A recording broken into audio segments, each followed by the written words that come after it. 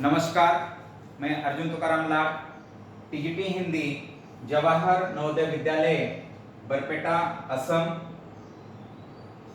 सबसे पहले मैं कक्षा 9वीं में आप सभी का हार्दिक स्वागत करता हूं। और आज जो मैं कविता पढ़ाने जा रहा हूं उस कविता का नाम है आदमीनामा और इसके कवि है नजीर अकबराबादी। सबसे पहले हम कविता का परिचय लेंगे।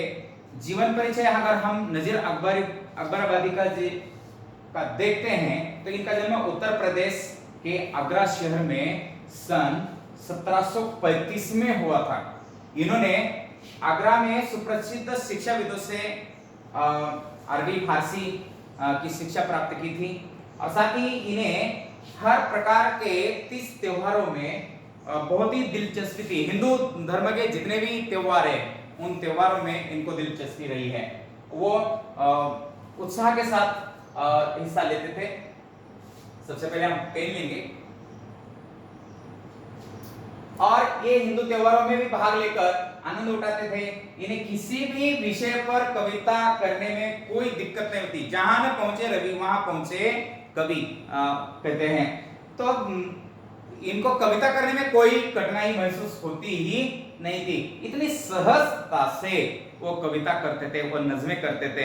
हम अगर कविता करने के लिए बैठते हैं तो हमें सोचना पड़ता है कि कविता किसके ऊपर करेंगे। ठीक है, विषय दिया तो हम सोचते रहते हैं, तुक मिलाते रहते हैं, लेकिन इतना जल्दी होता नहीं है। लेकिन वो चलते चलते कविता तैयार करने में आए थे, इसलिए तो इनका बड़ा नाम है और ये नजीर अकबराबादी नाम से जाने जाते हैं। नहीं तो हर कोई नजीर अकबराबादी नाम से जाना लगेगा, ऐसा नहीं है। कुछ लोगों के पास भगवान ने कुछ दिया है और इनमें से एक नजीर अकबराबादी एक है।